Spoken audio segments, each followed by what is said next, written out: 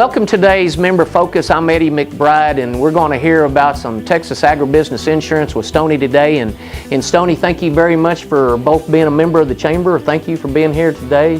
Tell us a little bit how you got started in both your career as well as Texas agribusiness insurance. Well, thank you, Eddie, for the invitation. I got started in the insurance business in 1979, and I went to work for a company that predominantly wrote farmers, ranchers, and agribusiness. And I absolutely fell in love with that market and the importance of that market, especially for our West Texas region here. And it also is important for the whole entire state of Texas.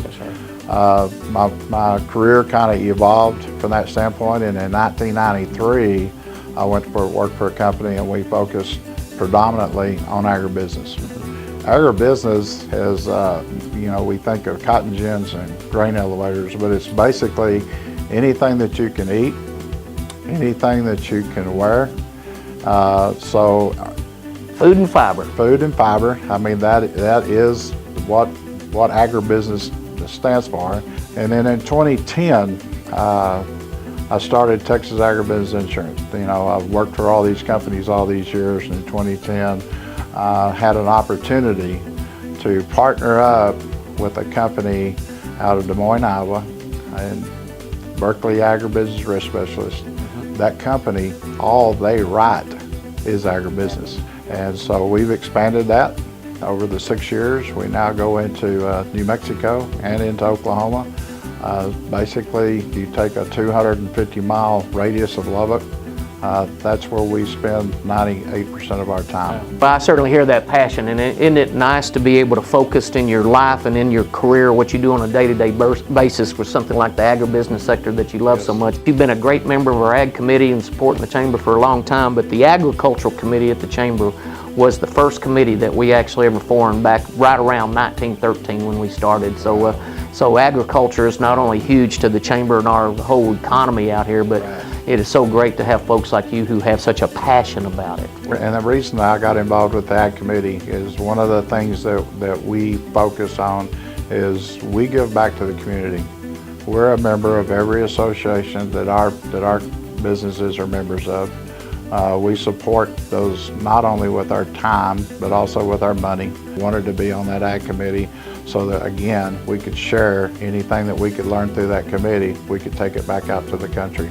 And that voice, your voice has certainly strengthened everything that we do here at the Chamber, so we certainly appreciate that as well. The ag world is a huge market for Lubbock.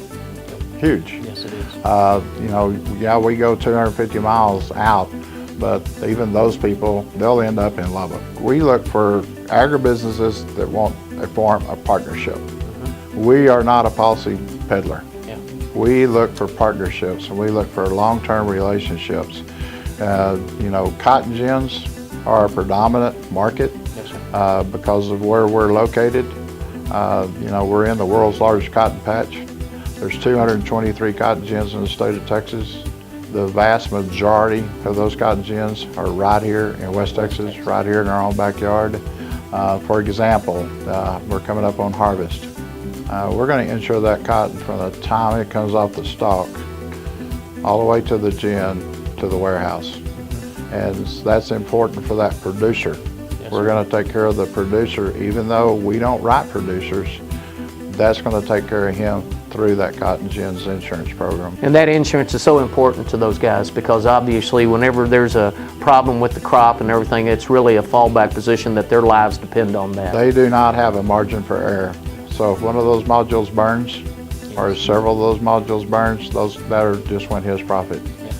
And when you look at the second largest is our grain elevators.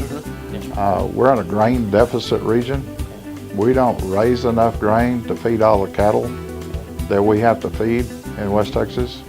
And so it's mandatory that our local grain elevators are here for that market, for those producers that are producing those grain crops.